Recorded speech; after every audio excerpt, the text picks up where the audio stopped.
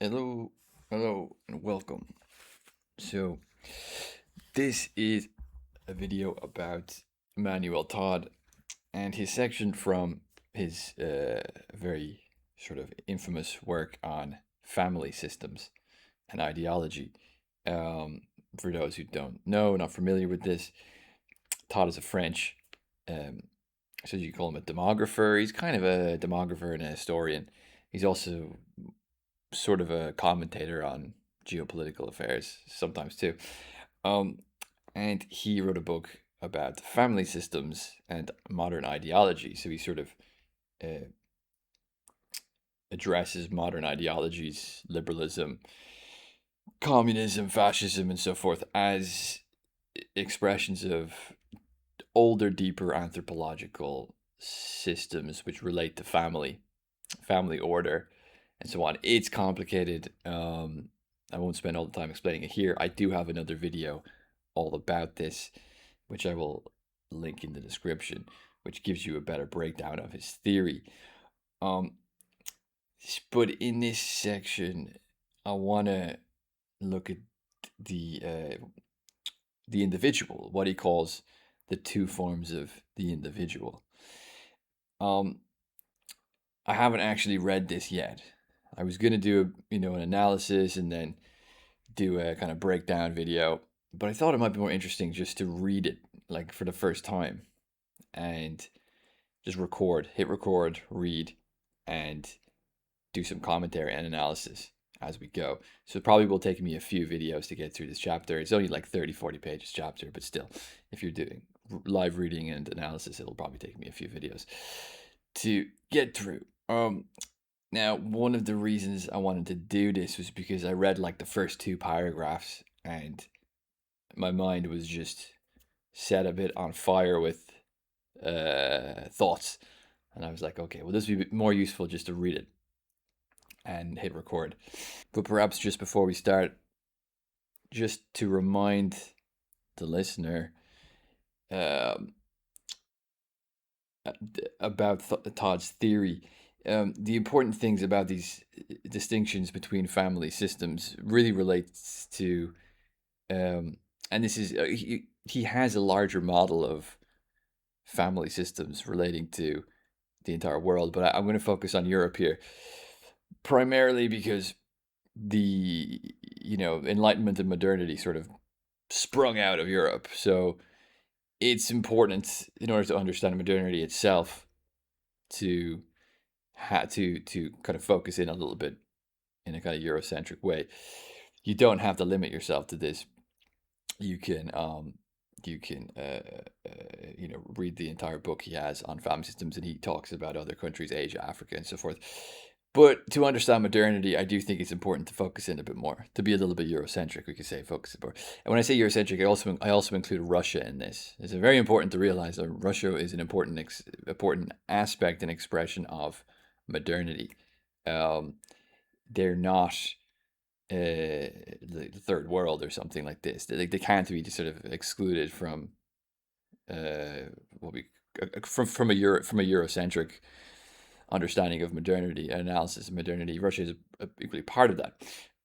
This is something Todd's very aware of, and I think a lot of Westerners are unfortunately not very aware of, which is unfortunate because they look at the really bad relationship that's developed between Russia and the West because of this desire to pretend that they're not an essential part of that process of modernity. Now, just to give a vague overview of the difference between these family systems, there's basically there's basically a few, just to give the kind of European main big players in this and these distinct anthropological categories.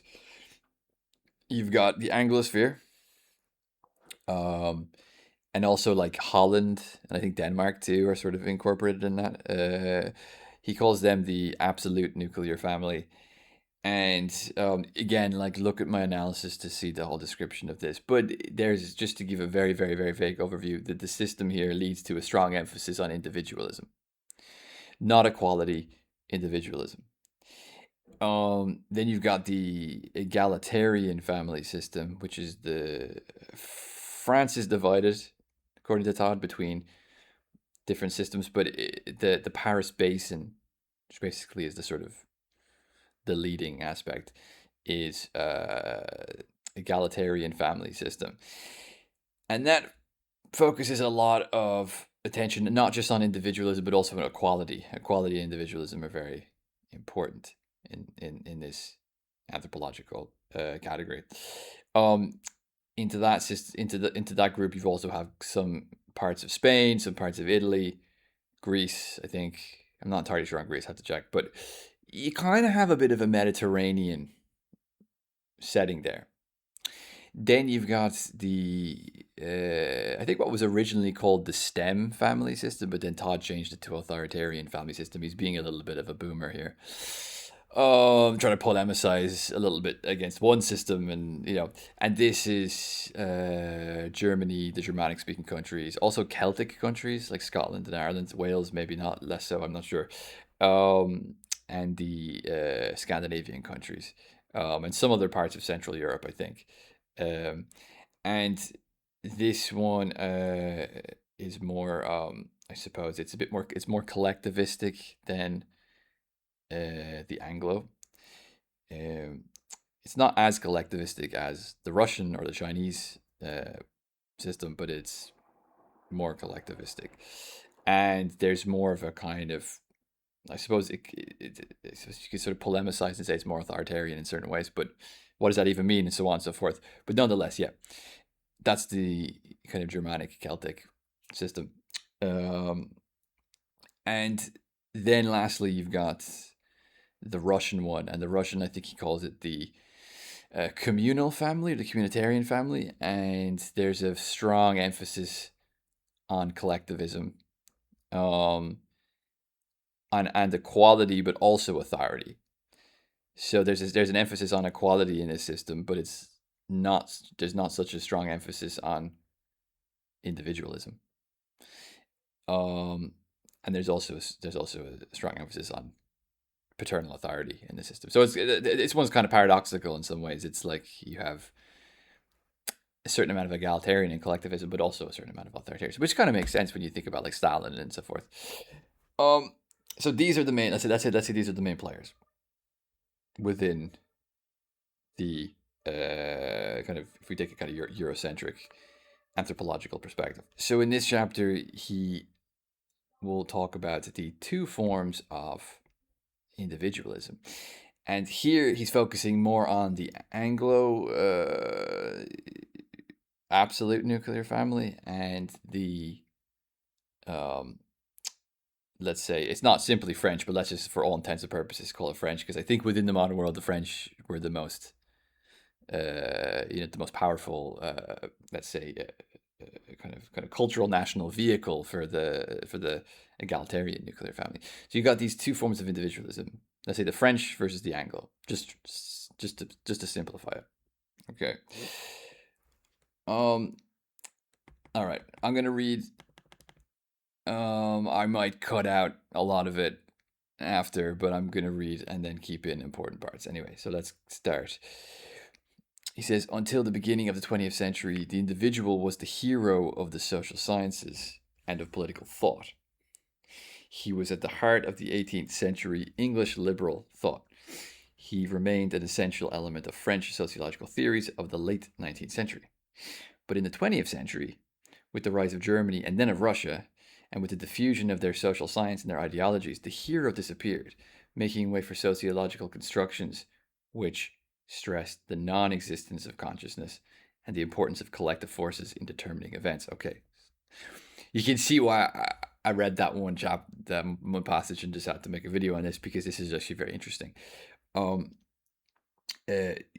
So if you think about the sort of race of modernity, it's a race, okay? And when one group is leading that race, so for example, the English industrialized first, and they had a kind of peak empire, late 19th century. When a country is leading this race and they're sort of economically, technologically more advanced than everyone else, their anthropology will sort of become a kind of universal. It will appear like a universal. It will sort of wear an outfit of universalism. Now, I'm not saying there isn't universal aspects to it. I'm not saying that universalism doesn't exist. I do believe there is universals, um, but you tend to sort of have a moment in history where, and this is kind of what Todd's doing, where he's looking at an underlying anthropology, and he's sort of looking at the historical race of Western progress, and then he's saying, okay, this model, in some sense, managed to be ahead of the others, and therefore it dominated and created a sense of universalism. Okay, so it's extremely important because it's a race. It's not exactly like, it's not entirely that they have the ultimate truth and they've figured out the best way to do everything. Now, that isn't to say that they haven't found truths and they haven't found systems and mechanisms and social forms that aren't good and useful and people couldn't borrow from them, and so on and so forth. Of course, that's like, I'm not being a total, you don't have to be a postmodernist to see what Todd's doing here. But at the time, it was the Anglo and the French predominantly within the modern world which were sort of leading the way, so to speak. Germany unified later. It had its moment later. Russia, and then Russia even later. And it isn't to say that Germanic kingdoms like Prussia or the old Russian monarchy and it didn't have a heavy influence in history going back hundreds of years and so on. It's just to say, like, their sort of, let's say their sort of moment in the historical spotlight comes later. So you have this kind of intrusion, this kind of anthropological intrusion. You have a sense of modernity, which is sort of a struggle between the French and the Anglo, which is, fusing a French, or let's say a French or an Anglo anthropology with modern science and modern political theory and so forth, and it's creating a universalism. And then suddenly you have an intrusion. You have the intrusion from for example, from Germany. It unifies. It becomes as industrious and as advanced and as economically powerful and as militarily powerful, and it brings with it a different perspective on modernity itself. It brings with it a different perspective on universals itself. This is kind of what he's saying. And then Russia, of course, is the same. And the Germanic and Russian expressions of this modernity were less were more focused on the collective and more focused on the, what do you say, the non-existence of consciousness and the importance of collective forces in determining events. I think I'm sort of, I do think Todd is simplifying this somewhat because Hegel was German. It's like non-existence of consciousness. I mean, it's pretty important, the Hegel consciousness. Todd is not a philosopher, right? You can tell that by reading his work. He's not a philosopher. He's a historian and demographer. Nonetheless, there is like, the simplifications aside, there is clearly, I think you can say, if you take the Germanic world contribution to modern ideology, political theory, psychology, literature, whatever, you do see something of a focus more on the collective. And like Freud and the unconscious, it's, I suppose, the kind of rational conscious ego is sort of challenged a little bit, like, oh, there's these underlying forces and tendencies which determine us in a sense, which kind of destabilizes our sense of individual agency. You have I mean, you could say, like, Hegel's a good example of this insofar that he wanted to build a philosophical system. So you have system and you have an idea of the historical Geist, and it's something which moves us, and it's kind of beyond our simple rational control.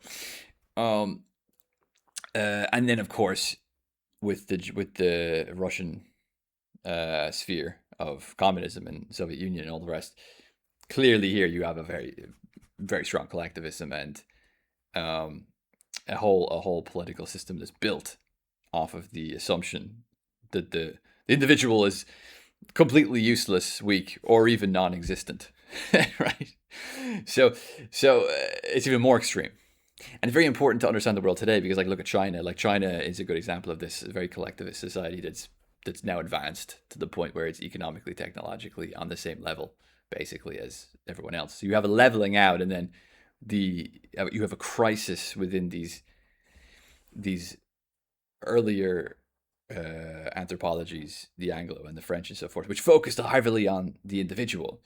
And I think this framing of the hero is actually important too. He says that the hero of social science, but then he talks about the hero as something in and of itself, and I think that's important. Um, the heroic archetype, the ego, the consciousness, the um, the person that can stand against, overwhelming forces of determinism, um, and so on and so forth. This is threatened, right? This sense of the ego, of consciousness, of the rational, of rational agency, determination. This is threatened, of course, now by these now advanced and powerful societies who are anthropologically less focused on the individual. Of course, this destabilizes everything because the task here is to reconcile the individual with the collective. I mean, this is sort of the basic task of law, of politics, of education. This is sort of one of the if not the basic task of civilization. Basically, you get this in Freud, like civilization is discontent. Like that whole book is about that. It's about how do we reconcile the individual with the collective within modern civilization.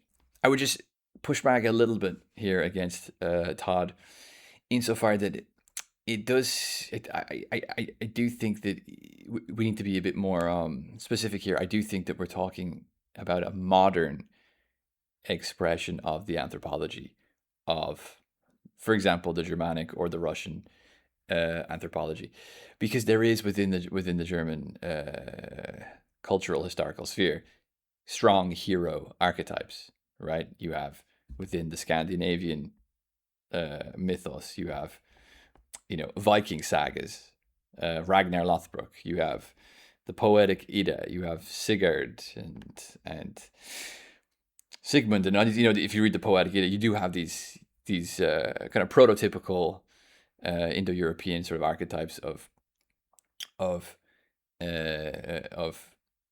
heroes that sort of stand up against the overwhelming force of nature or something like this, right? You also have the influence of Christianity, and I think like Jesus as an archetype does that to a certain extent too. He is a kind of an individual that stood up against a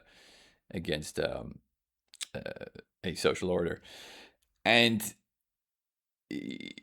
you have, even within the Celtic mythological structure, you also have things like Cúil Cullen in the Irish system, who's kind of like the Celtic version of Achilles, right?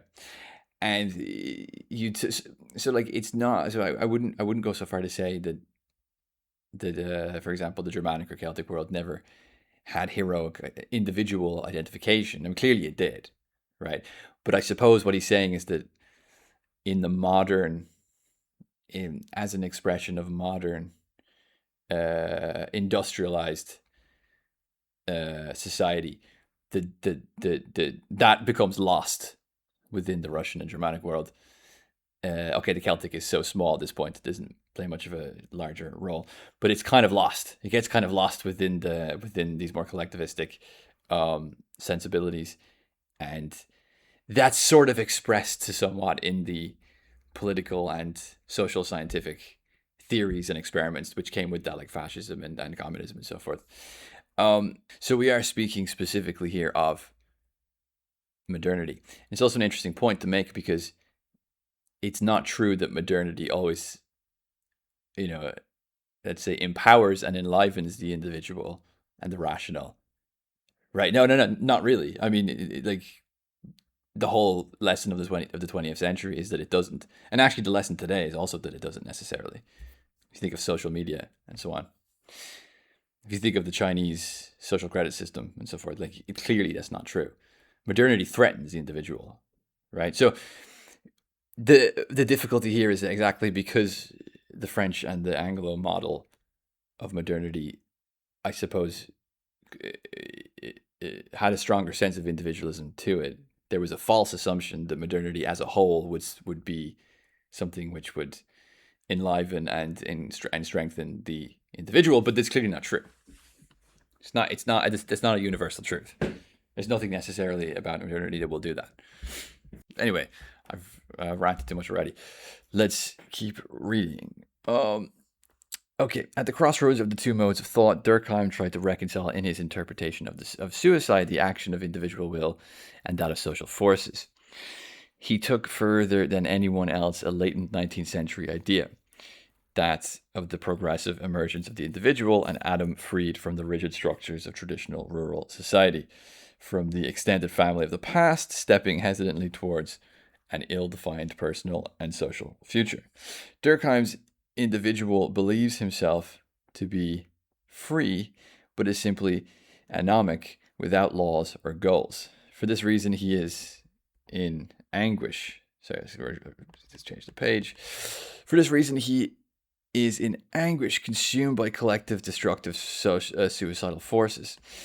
The level of the propensity towards self-destruction measured each year by the suicide rate depends on the country's degree of development. Okay, so he's going to take... So anyway, this is the first time I'm reading this section. I'm doing a live reading here. So he's taking suicide as a kind of anthropological grounding here to analyze this tension between the collective and the individual. Very interesting. Very, very interesting. The level of the propensity towards self-destruction measured each year by the suicide rate depends on the country's degree of development. Nevertheless, Durkheim remains close to the individualistic thought of the Enlightenment, whose optimism he simply reverses. The individual represents progress and hope. He continues to represent progress, but yields morally and socially to morbid temptation. The rapid rise of suicide rates in most of the European countries between 1800 and 1900 is a gauge of the spread of this pessimistic individualism. Okay, so you got a pessimistic individualism which has emerged, and it's a bit different from the optimistic individualism which came in the 18th century. Okay. Developed in France and England, the individualist model was offered to the world. Its universal acceptance presupposes an evolutionary hypothesis. In the Middle Ages, the individual... So let me read that again. Its universal acceptance presupposes an evolutionary hypothesis. Okay, so its universal acceptance presupposes an evolutionary hypothesis. Okay, so there's a hypothesis here of progress, of progressive adaptation, social adaptation, and so on and so forth. In the Middle Ages, the individual did not exist. He emerged in the West during the Reformation and the French Revolution. Henceforth, Russia and the rest of the world have only to await the disintegration of their traditional cultures and the appearance in hundreds of millions of the individual, a wonderful elementary social particle whose amazing energy, once freed, sets history in motion. Okay, let's stop there for just a second, because I think that's great. It's first of all, it's wonderful writing.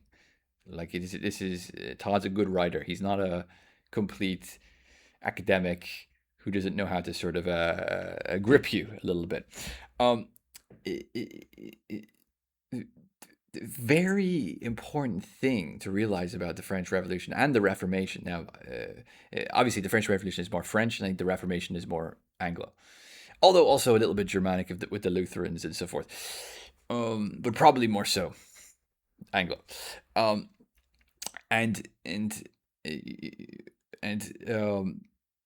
Well, that's actually up for debate. I don't know, like whatever. Okay, let's take it. You've got these expressions of individualism from parts of Germany, Lutheranism, English Reform, and then the French Revolution, and these all express a transition, we could say, from a kind of anthropological explosion of the individual. Okay, Is that completely new? I don't know. Because again, look at, there's elements to Christianity from its very beginning, and there's elements to the, let's call it the Indo-European pagan mythos, which I think clearly do express early forms of individualism, like Jason and the Argonauts. I mean, okay, it's not modern individualism and so forth, but there's a kind of something there of an ego who stands against a sort of corrupt or tyrannical, overbearing community, and like Socrates as well is like this. There's something there already, right? But anyway, clearly with this kind of Northwestern European Enlightenment, you get a sort of, I wouldn't say it's completely new. I would say it's a re-expression of something. It's similar to the Renaissance. You sort of get something older which comes back in a new form, right? And then that transition from the Middle Ages into modernity can be understood that way. Okay, let's keep reading. In recent years, England, which has done more than any other nation to define the rights of the individual, has dealt a severe blow to the evolutionary model. At Cambridge in the late 1960s, an encounter between historians and anthropologists led to a direct examination of the English family system in the past. Peter Laslett, with the help of household lists, and has thus studied household composition as far back as the 16th century, and Alan McFarlane has extended the analysis back to the 13th century by reinterpreting medieval documents about inheritance customs. The results of this research is clear. Extended families have never existed in England, where, at least since the Middle Ages, the nuclear model has been the dominant form. The evidence is convincing. This is not the first time that a hypothesis concerning the consistency of family structure over long periods of time has been postulated. Laplace, and Laplace is the person who Todd is getting his theories from. He's a sociologist of I think it was a 19th century sociologist. Did a lot of research on family systems in different parts of the world and how they operate regarding things like inheritance customs and how did the siblings relate to each other? Is there one son who's the inheritor, or is it more egalitarian? How about do the children live with the parents for how long? What do they do? Blah blah blah blah. Watch the other video I made on it. It's you'll have the better breakdown. But what he's saying here is that it's not necessarily true that we all lived in this kind of collectivistic, pure, obviously more so, but we didn't live in a purely kind of collectivistic, traditional, organic society, and then progress and modernity just sort of breaks with that. It's like he's arguing that actually the anthropologies of, for example, the English family system was always more individualistic and always more kind of nuclear family orientated, going back to the Middle Ages or sometime around then, or maybe a little bit later, like the late Middle Ages or something, right? This is much older. Okay. Extended families have never existed in England, where, at least since the Middle Ages, the nuclear model has been the dominant form. The evidence is convincing, but this is not the first time that a hypothesis concerning the consistency of family structure over the time has been postulated. Laplace, who generally rejected evolutionary models, accused the Gauls of the Paris Basin, one wonders where this intuition came from, of having favored an unstable family model, in other words, a nuclear one. According to Laplace, this explained their incorrigible unruliness. What the research conducted in England in the 1960s to 70s shows is that the individual, in the sociological sense of the word, has always existed in certain regions of Europe. Okay, so he's talking of the individual in the sociological sense of the word. Maybe we should distinguish that a little bit from the kind of archetypal individual of the heroic that I mentioned earlier. That isn't to say that those aren't relatable in some way, but maybe we should make these distinctions. Anyway, I'll keep reading. Underlying the attachment of the English and French thinkers to individualism is a shared anthropological determinism, the nuclear family, which emphasizes the mutual independence of children and parents and tries to make both into individuals in a city and country alike, in 1450 just as much as in 1900. Sorry, I read that a bit wrong. The nuclear family, which emphasizes the mutual independence of children and parents and tries to make, yeah, okay. So basically, he's saying it goes back a lot earlier. Okay. All right. Next section. Dislocation. The dislocation of traditional English and Northern French societies by a complex process of urbanization, industrialization, and the spread of literacy has been comparatively less painful than in cultures dominated by a family ideal that emphasizes the complementary qualities of parents and children. Okay, let's read that again. The dislocation of traditional English and Northern French societies by a complex process of urbanization, industrialization, and the spread of literacy has been comparatively less painful than in cultures dominated. Okay, so he's saying that the social dislocation of the modern world was less painful in Northern French, at least, and of Anglo society, than it was in some other parts of the world.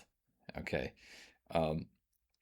yeah, I mean that's true. Like, okay, so like again, like what's he talking about when he's talking about modernity here? Mass literacy, um, industrialization, and urbanization. Those are the three pillars, according to Todd. It's probably good. I mean, there's probably a few more in there too we could talk about, but those are for now. Those will do. Those are three pillars of sociological modernizing, and you see this today. I mean, like look at the speed of urbanization and literacy, mass literacy in like somewhere like China. It's incredible. It's just like within like one generation, two generations. It's a different world, right? It's a different world. Um. Okay. So how painful is this process? This sociologically dislocating process. How painful? Okay. So a lot of the parts of the world, this is very painful.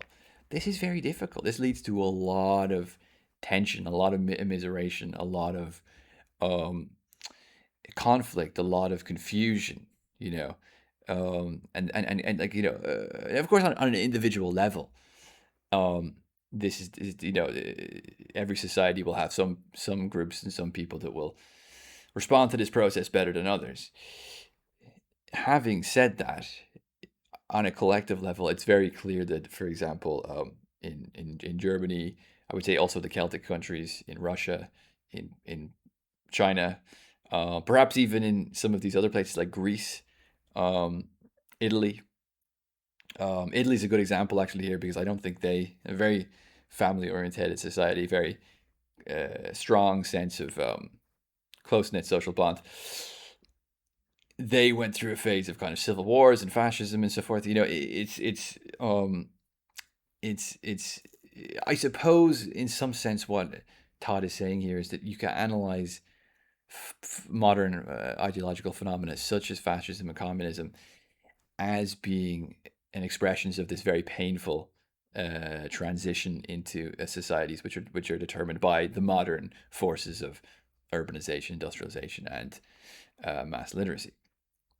Okay, so yeah, again, it's a fantastic framing. It's a fantastic framing.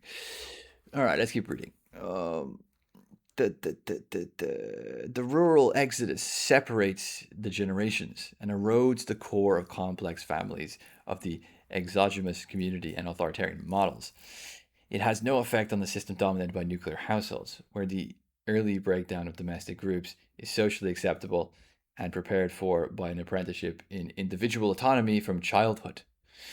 Urbanization in England started early and was soon complete. By comparison with Germany and Russia, which developed later, the process in England seems to have been an easy one.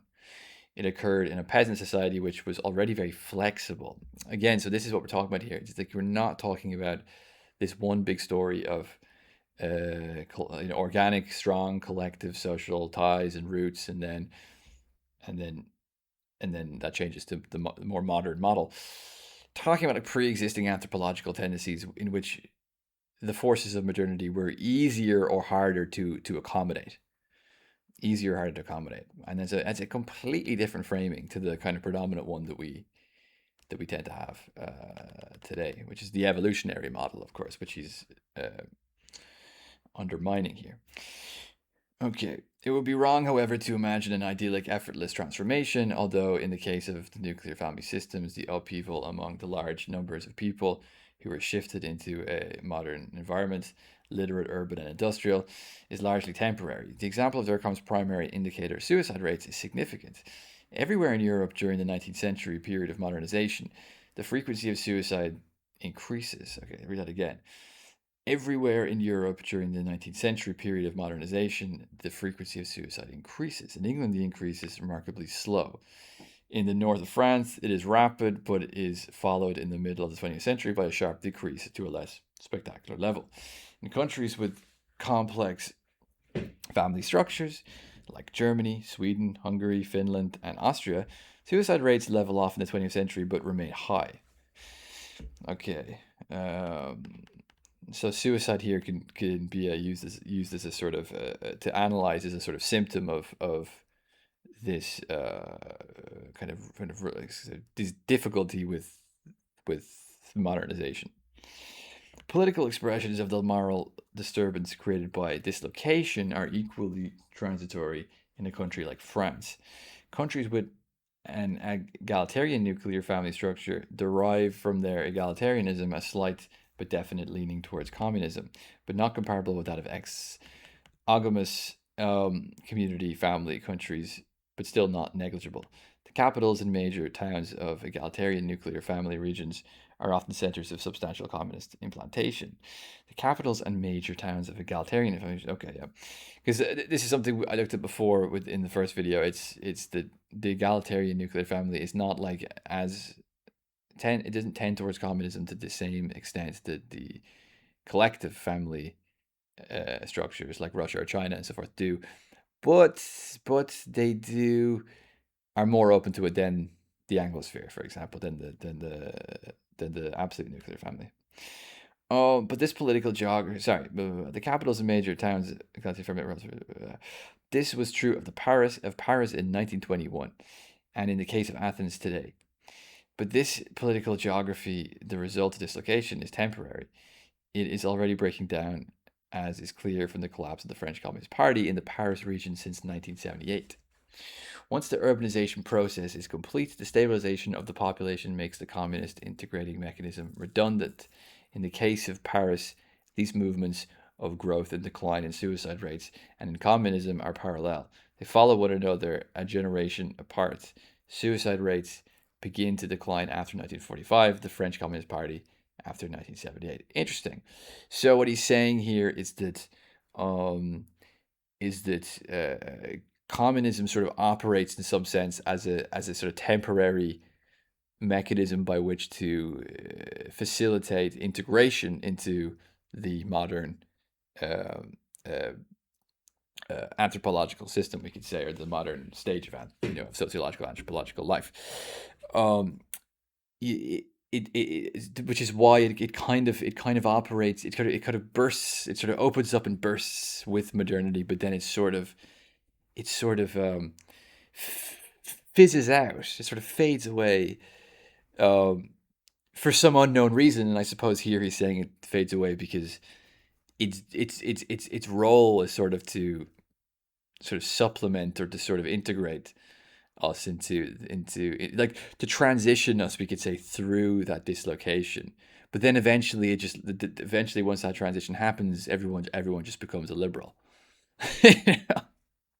And this kind of is the story of the left. It's like sooner or later they all want us to be liberals. Like this is what happens. It's completely the opposite to what Marx said, where communism would take over from liberalism. It's like, no, what if communism is just in some sense cushioning the impact and the blow of modern liberalism so that we can eventually sort of integrate into it.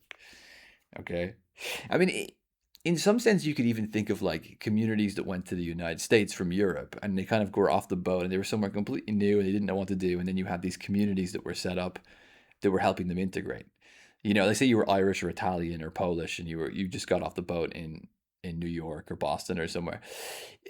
There was these sort of social, civic, institutional mechanisms which would help you sort of integrate and find somewhere to stay, a job, and a community, and so forth. And they were kind of community focused. They always reminded me of communist, like kind of communist social ideals in many ways. But the problem with that, of course, is that like it's only temporary.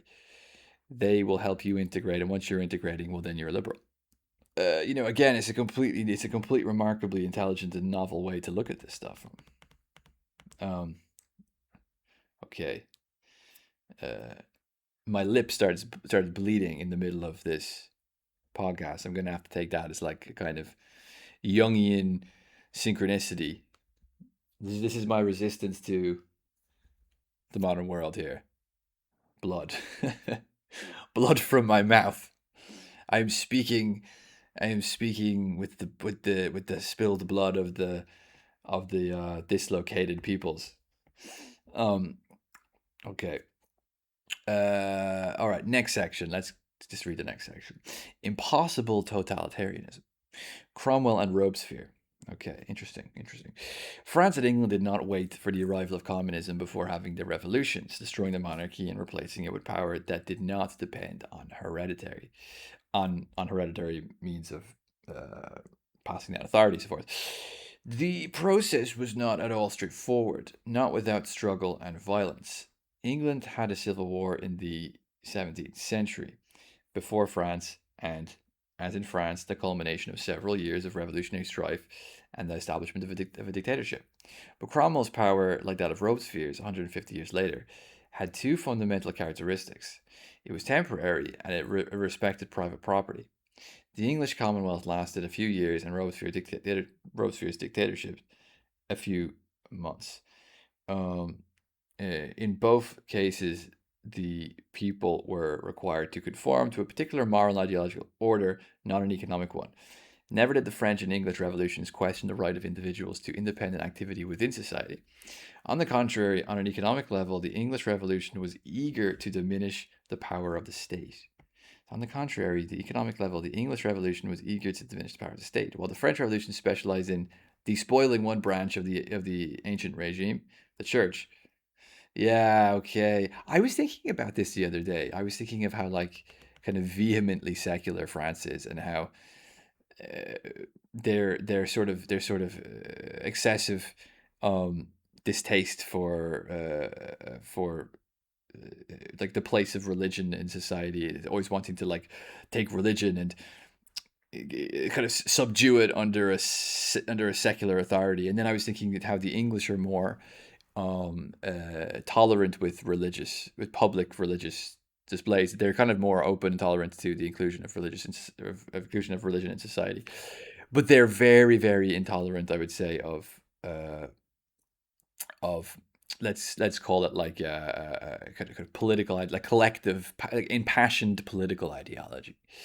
Um, there's such a distaste for that among the English. They hate impassioned political ideology. They think it's so irrational and so stupid and so dangerous. I mean, this is like Thomas Hobbes. Like read Hobbes. This is what he's talking about here. It's like impassioned political ideology is just so insufferable and dangerous and will destroy society.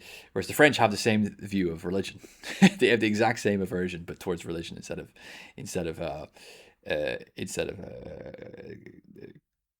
forms of collective political engagement.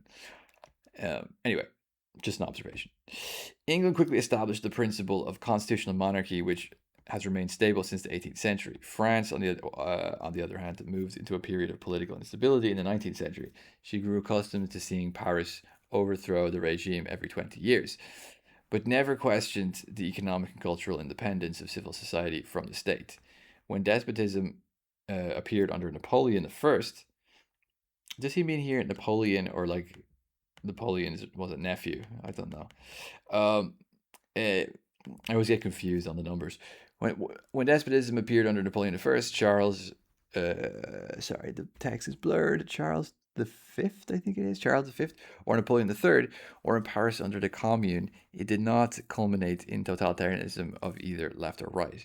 From this point of view, the 19th century France irresistibly reminds one of the sauce of a sauce which refuses to thicken. In Germany, the 1918 revolution, which destroyed the monarchy, led within 15 years to establishment of a totalitarian regime. In Russia, the process took a year.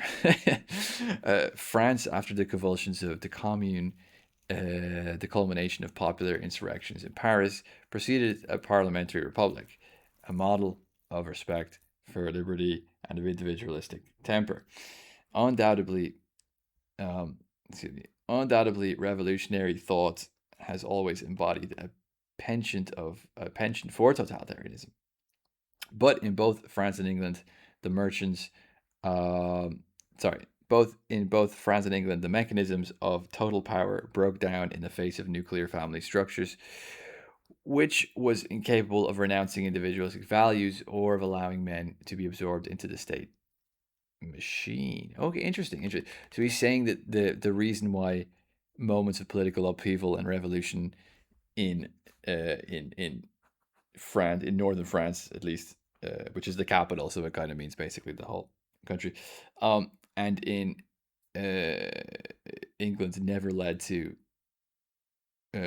prolonged periods of totalitarianism is because the nuclear family models. Okay, one's egalitarian nuclear family, of course, and the other is absolute nuclear family. But nonetheless, the nuclear family models just sort of anthropologically just reject this. They just can't. You can't integrate them into it, right? You can't do it. Um, um, and this is, of course, a very interesting, very interesting phenomena. And I mean, of course, we have to look at this from a kind of ambiguous moral perspective here, because on one level, it is clearly a good thing.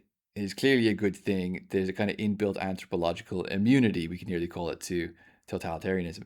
However, on the other hand, there could also be an excessive aversion to collective aspirations or to collective ideals or to kind of working together for a higher goal. Um, which makes the kind of social cohesion and cooperation necessary for various things very, very difficult to achieve for these nuclear family oriented societies. And also could also lead to a very, what I call, sort of oikocentric or oikomaniacal uh, perspective, where the ideal is to just kind of live one's private life and avoid collective passions of any kind, whether those be religious or political, and um and sort of just live in this sort of private sphere, and kind of, kind of lose contact with civic aspirations, and it's kind of Nietzsche's last man problem. Fukuyama describes this problem in The End of History and the Last Man quite well, using Nietzsche's model of the last man. This kind of purely private individual who just just lives a life of kind of self-absorbed socioeconomic management, and it can be pretty empty, and also pretty difficult to motivate people towards a higher goal or aspiration when that's necessary. Yeah. Okay, keep reading. A quick glance around the world reveals that nuclear family systems everywhere are incapable of producing totalitarian ideologies. Um, Here, a clear distinction must be made between totalitarianism and dictatorship. The latter, dictatorship, by the definition being neutral towards the workings of civil society. If one accepts this criterion, one must also admit that the very concept of dictatorship presupposes social conservation. Two political models which emerge from developments in English and French history: liberalism and non-totalitarianism. Dictatorship, so non-totalitarian dictatorship, which he's distinguishing from totalitarian dictatorship. Okay, that's a bit confusing, but whatever. Occur separately or consecutively wherever the local anthropological base is nuclear. Okay, so let's see what he means here in terms of concrete examples. He says the Anglo-Saxon world, England, the United States, Australia, New Zealand, is uniformly liberal. The land world displays a preference for phases of liberalism and dictatorship in quick succession. France in the 19th century, Spain, Greece, southern, if not strictly Latin America in the 20th century, a nuclear family region where the army realizes its full political potential. Okay, let me read that again. Um, So he says the Latin world displays a preference for phases of liberalism and dictatorship in quick succession. Okay. France in the 19th century, Spain, Greece, southern, if not strictly Latin America in the 20th century, and nuclear family region where the army realizes its full political potential. Yeah, there is something different about the Latin world. It does have a tendency towards more militarism, I suppose you could call it, compared to the Anglo world. Um, I mean, it's clear, if you look at South America, it's quite clear. Nevertheless, being Latin is not the essential ingredient in this mixture of social liberalism and political dictatorship. Between the wars, independent Poland, close to the Latin world, in its family structure, followed a similar type of political behavior, combining social individualism with a military regime a la Pilsudski. Pilsudski, I don't know Pilsudski. Okay, I looked up Pilsudski. Józef Klemens Pilsudski was a Polish statesman who served as the chief of the state of the first Marshal of Poland. In the aftermath of World War One, he became an increasingly dominant figure in Polish politics and exerted significant influence on shaping the country's foreign policy. Okay. My Polish history is not great, I will admit. Anyway, I continue. Thus, the political facts confirm the instability of individualistic family structures to produce a totalitarian. Sorry, again. Thus, the political facts confirm the inability of individualistic family structures to produce totalitarian social systems. They also reveal. I think that in some sense it could be questioned today. I don't know. I feel certain totalitarianism tendencies have emerged in certain ways, and perhaps those are not long-term things, they're just sort of convulsions or something. But recent events which stem from the kind of Anglo-American world, I feel, regarding like the kind of totalizing psychological control of certain institutions, the demand for and the disintegration of jurisprudence and enlightenment values which are committed towards innocent till not proven guilty and so on and so forth. I feel like those have actually been very weakened by by individualistic anthropologies. But anyway, maybe this book was written a while ago, so maybe certain things could be, within hindsight, could be challenged here. Anyway, I continue. Thus, the political facts confirm the inability of individualistic family structures to produce totalitarian social systems. They also revealed the existence of two political models, one liberal, the other oscillating between extremes of anarchism and militarism. Okay.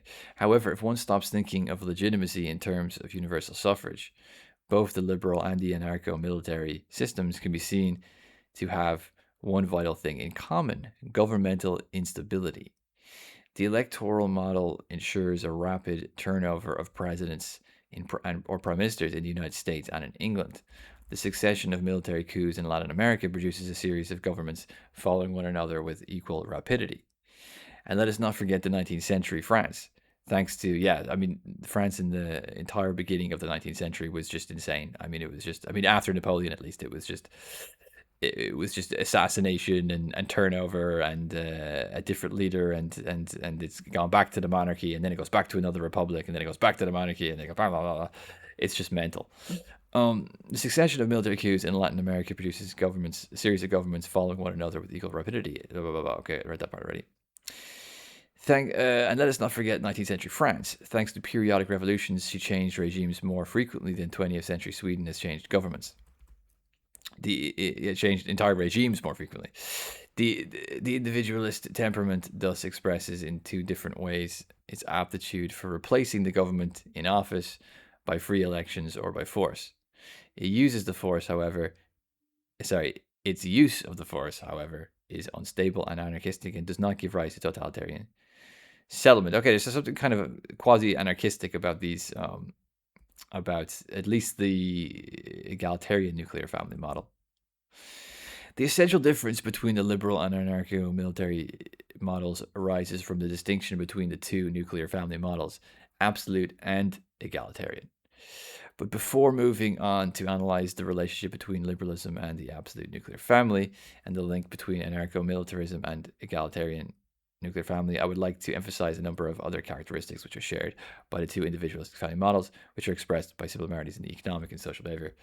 Okay, I will leave it there for now, but I will continue this in another video, so keep an eye out for that. Thank you.